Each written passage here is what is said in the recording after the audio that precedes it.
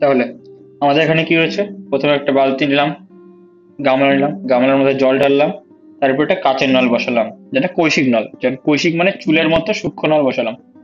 আর দেখবো কি উপরের দিকে জলটা চুয়ে চুয়ে উপরে উঠছে। এবার জলটা চুয়ে চুয়ে উপরে তো উঠছে, কেন উপরে উঠছে, এটা হচ্ছে আমাদের কারণ। কারণ এখন আমরা জানছি যে, অলরেডি জানি যে পৃষ্ঠটানের কারণে হচ্ছে। এই জলটা যে উঠলো, উঠলো কতটা উঠবে, একটা প্রশ্ন আমাদের, কতটা উঠলো। এবার যে উপরে উঠছে, যে জলটাকে তাহলে কেউ টেনে উপরে তুলছে, টান, সেই টানের মানটা কত, এই দুটো জিনিস আমাদের জানতে হবে। এবার তাহলে আমরা একটু ভেতরে ঢুকি জুম করে। এখানে কি রয়েছে, জল তল উপরে উঠছে, ধরে নিচ্ছি আমরা এই উচ্চতা উপরে উঠেছে।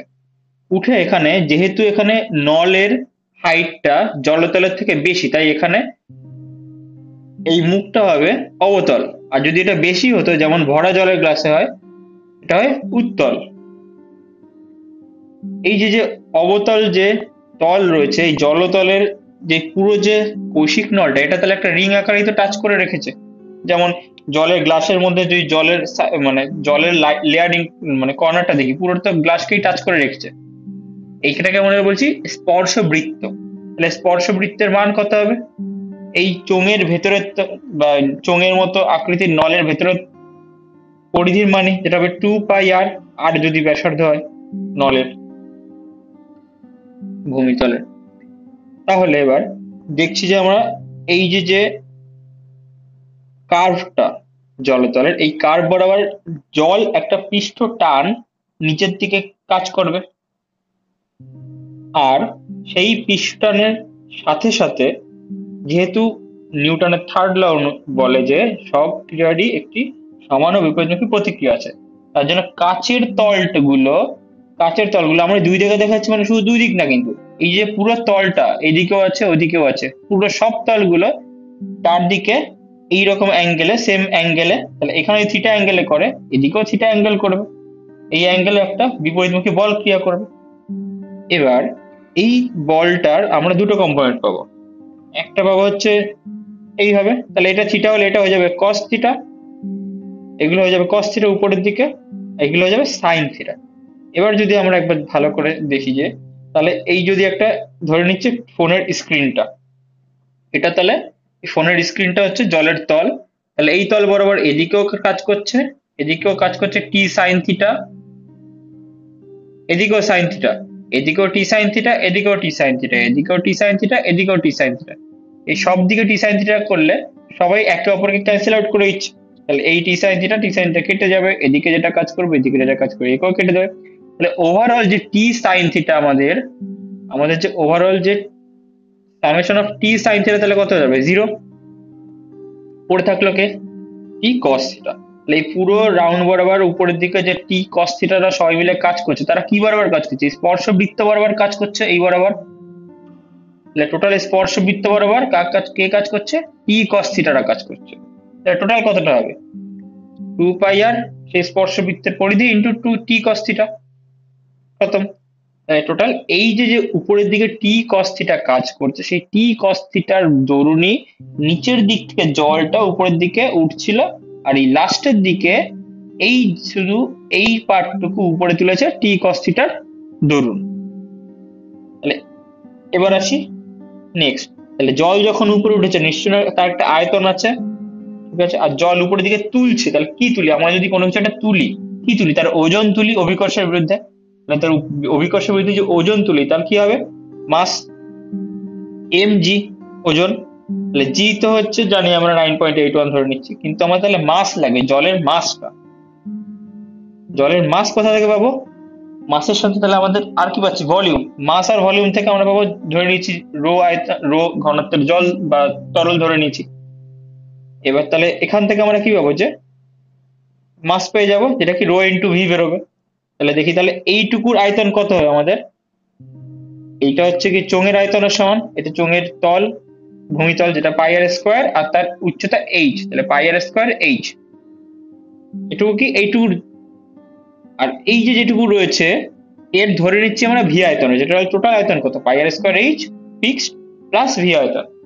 এই টোটাল আয়তনটা, আর এদিকে আমরা তার জলের ঘনত্ব জানি রো, সেখান থেকে পি হচ্ছে জলের ভর পেয়ে যাব এম সমান সমান রো ইন্টু ভি, তাহলে রো ইন্টু পাই r square h plus V. তাহলে এখনো পর্যন্ত আমরা পেয়ে গেলাম এই বরাবর শূন্য, উপরে টি 2 পাই আর ইন্টু টি কস থিটা, তাহলে এই 2 পাই আর ইন্টু টি কস থিটাই তো উপরের দিকে টানছিল, তাহলে এ টানছিল কাকে, এই ওজনটাকে। তাহলে এই পুরো যে এম জি যেটা পাবো আমরা, সেই এম জি কার সমান, এই টি কস সামেশন অফ টি কস থিটার সমান। ইকুয়াল করে দিলাম, তাহলে আমরা সেটা কত পেলাম, আমরা প্রথমে এইটুকু ভলিউম মাস পেলাম, মাসের সাথে জি গুণ করে দিলাম, সেটা আমরা পেলাম এই পার্টটুকু। এটা কার সমান, তাহলে এই এর সমান, ইকুয়াল করে দিই এবার। তাহলে এইটা আর এটা সমান, সমান করে দিলে কি পাবো আমরা, আমাদের কি কি জিনিস বের করতে হবে, টি এর মান বের করতে হবে আর এইচ এর মান বের করতে হবে, মানে কত টানছে আর কতটা উপরে উঠছে। তাহলে কতটা টানছে এখান থেকে তো টি কে রেখে বাকিদের সব ওই পাশে নিয়ে গেলে আমরা পেয়ে গেলাম টান সমান সমান pi r square h plus v by 2 pi r cos theta into rho into g. এই পর্যন্ত আমাদের একটা জিনিস কমপ্লিট, যেটা হচ্ছে কি আমাদের টানের মান কমপ্লিট। এবার এই যে এই ভিটা, আমাদের আমাদের কি চাই, যদি এইচ চাই, এইটুকু এইচ চাই, এইটুকু এইচ নিচের টুকু আমাদের, এর উপরে কি আয়তন থাকলে আমাদের কিছু যায় আসে, তাহলে আমরা নেগলেক্ট করে দিই খুব সামান্য ভাবে। তাহলে এইটুকু নেগলেক্ট করে দিলে এটুকু বাদ হয়ে যাচ্ছে, পড়ে থাকছে কে কে, শুধুমাত্র পাই আর স্কোয়ার এইচ রোজি আর নিচে 2 পাই আর, এখান থেকে কাটে কে কে, যা যা কাটে পাই আর কেটে যাচ্ছে, পড়ে থাকছে আমাদের এই এইচ এর মান বের করতে হবে এখান থেকে। তাহলে এইচ কে আলাদা করে নিই, বাকি সবাইকে ওপাশে নিয়ে যেতে হবে কিতাবগুলো নিয়ে। তাহলে এইচ ইকুয়াল টু কি বেরোবে, 2t cos theta by r rho জি।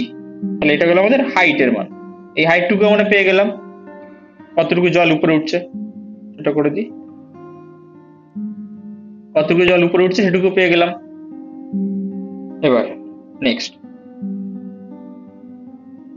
এখানে আমাদের থিটার মান ফিক্সড ধ্রুবক, গ্রাভিটির মান ধ্রুবক, আর জলের বা তরল ঘনত্ব ধ্রুবক। এই সবগুলো ধ্রুবক হলে তাহলে শুধুমাত্র আর পড়ে থাকছে যে আমরা নল, মোটা নল নেবো না সরু নল নেবো, আর মানে ব্যাসার্ধ, মোটা ব্যাসার্ধের নল সরু ব্যাসার্ধ নল, এইটুকু আমরা শুধু চেঞ্জ করতে পারবো, বাকি সবাই তো ধ্রুবক এই পুরো পার্টটা। তাহলে এইচ আর যদি উপসে গুণ করে দিই, তাহলে এইচ আর সমান সমান হয়ে যায় পুরোটাই কনস্ট্যান্ট। এটাকে অপরভাবে আমরা লিখতে পারি, ক্লাস 10 থেকে আমরা জানি এই ভেদের থেকে বেশি, তাহলে এইচ প্রপোর্শনাল টু 1/r। তাহলে যদি বেধ, নলের বেধ যদি, আরো ভালো করে বলতে গেলে ব্যাসার্ধ যদি চওড়া হয়, তাহলে উচ্চতা কম করে জল উঠবে, আর যদি কম হয় তাহলে জল বেশি উপরে উঠবে। সেটাই লিখে দিলাম, মোটা নল হলে উচ্চতা কম আর সরু নল হলে উচ্চতা বেশি। এটাকে আমরা বলছি জুরিনস ল গেল। এবার এইখানে আমরা কি হচ্ছে, এই থিটা যখন রয়েছে, থিটার মান একটা পসিবল হচ্ছে গিয়ে 0 ডিগ্রি ম্যাক্স, দুটো মান পসিবল, একটা হচ্ছে 0 ডিগ্রি, একটা 90 ডিগ্রি ম্যাক্সিমাম আর মিনিমাম মান। যদি আমরা 0 ডিগ্রি বসাই, বা আগে 90 ডিগ্রি কাজ লিখে নিই, বইতে যেমন সাজানো আছে, 90 ডিগ্রি যদি আমরা কখনো বসাই, তাহলে 90 ডিগ্রি মানে কত হয়ে যাবে, কজ 90 মানে কত, 0। সেই অনুযায়ী পুরোটার মান কি হচ্ছে, এই জলটা যে উপরে উঠবে কি আদৌ, উঠবে না, জলের আরো উপরে নেগেটিভ হয়ে যাবে, নিচের দিকে নেমে যাবে জল সেই অনুযায়ী। তাহলে কজ 90 ডিগ্রি তো ঝামেলা মিটে গেল, পড়ে থাকলে কজ 0 ডিগ্রি, কজ 0 ডিগ্রি সমান সমান কত, 1। তাহলে এখানে কি হবে, এই টানের মান এখানে যদি বসাই, এটা তাহলে ম্যাক্সিমাম টান ফিল করাবে, ম্যাক্সিমাম টান ফিল করলে তাহলে ম্যাক্সিমাম উপরে উঠবে। সেইখান থেকে আমরা তাহলে কি পাবো, যে কজ যদি 90 ডিগ্রি বসিয়ে দিই, তাহলে আমরা ম্যাক্সিমাম উপরে উঠবে। এবার ম্যাক্সিমাম উপরে উঠলে, সেই সময়তে একটা ম্যাক্সিমাম উপরে উঠলে এখানে কি করবে, আমাদের একটা অর্ধবৃত্তাক তৈরি করবে। এই যে যে এই কি বলে, উত্তল অবতল, অবতলটা কি হবে, একটা অর্ধবৃত্তাকার অবতল তৈরি করবে, যেটা ধরে নিচ্ছে এই যে অর্ধেক পার্ট নিয়েছে। তাহলে আমরা শুধু এইটুকুর যে আমরা পার্টটা পাচ্ছি, সেটাকে জুম করে নিয়ে আসি, আলাদা করে নিচ্ছি আমরা। তাহলে এইটুকু কি, সেই কার্ভটা, কার্ভের এইটুকু জায়গা ফাঁকা, আর এইটুকুতে জল রয়েছে। তাহলে এইটুকুর ভলিউম আমরা কি করে বের করব, পুরোটাতে এখন এটা যদি এই চোঙের ব্যাসার্ধ হয়, সেই চোঙের ব্যাসার্ধ মাপেরই একটা অর্ধবৃত্ত তৈরি করেছে। তাহলে এদিকেও আর এইদিকে, তাহলে এই যেটুকু কার্ভ তৈরি করেছে, এই কার্ভের উচ্চতা আর, তাহলে পুরোটা যদি একটা চোঙ হয়, তার থেকে এই ফাঁকা জায়গাটুকু বাদ দিই অর্ধবৃত্ত হিসাবে, তাহলে আমাদের জলটুকুর আয়তন পেয়ে যাবো আমরা। সেভাবে তাহলে করি। তাহলে পুরো চোঙের আয়তন কত? পাই আর স্কোয়ার ইন্টু পাই আর স্কোয়ার ইন্টু আর, কেন? এইটুকুর উচ্চতা আর, ঠিক আছে। নেক্সট কি হচ্ছে ভি জিরো। ভি জিরো বলছি কেন, অর্ধগোলকের জন্য। এই অর্ধগোলকের ধরুন কত হবে? 2/3 পাই আর কিউব। তাহলে এইটা মাইনাস এটা করলে আমাদের এই জলটুকু পড়ে থাকবে, সেই অনুযায়ী করে দিলাম চিহ্ন বসিয়ে বসিয়ে। পড়ে থাকলে আমাদের রেজাল্ট কত বেরোলো? 1/3 পাই আর কিউব। এবার এক জায়গায় মনে করো তো, আমরা শুধু ভি দিয়ে আমরা টি এর মান বের করে রেখে দিয়েছিলাম না, এই যে। তাহলে এই ভি তো এই যে মান বেরোলো যখন কস, কখন? যখন থিটা সমান সমান 0 ডিগ্রি, তখন আমাদের ভি এর মান কত বেরোচ্ছে তাহলে? এইটা 1/3 পাই আর কিউব। তাহলে এর মান বসিয়ে দিই। তাহলে এই সূত্রের উপরে আমরা মান বসিয়ে দিলাম। বসিয়ে দিলে কি পাচ্ছি? 1/3 পাই আর কিউব, ভি এর মান বসিয়ে দিলাম। এখান থেকে পাই আর স্কোয়ার কমন নিলাম, নিচে পাই আর কেটে গেল, একটা উপরে পড়ে থাকছে। আর cos 0 ডিগ্রির মান বসিয়ে দিলাম 1, নিচে 1 হয়ে গেল। এরপর রো ইন্টু জি বসিয়ে দিলাম, জাস্ট নর্মাল ক্যালকুলেশন। এবার r into h plus 1/3 of r by 2 into rho g. এটা আমাদের নতুন ই এর মান বেরিয়ে গেল কখন? যখন থিটা সমান সমান 0 ডিগ্রি। ক্লিয়ার? আর কিছু বাকি থাকছে না। এই রিলেটেড যা পসিবল মানে হয়ে গেল। আর একটা জিনিস কি, যখন হচ্ছে গিয়ে নলের আকার ছোট হবে, তখন যেমন গ্লাস ভরে গেলে উপরে কি হয়, এই উপরে এখানে যেমন অবতল করছে, ওখানে উত্তল অ্যাঙ্গেল, মানে উত্তল একটা তল তৈরি করবে। ব্যাস এটুকুই। 11 মিনিট থেকে 12 মিনিট লাগলো। দেখা যাক কতটা রিটার্ন হয়। তাহলে আমাদের এইচ এর মান পেয়ে গেছি, আর এর মান পেয়ে গেছি।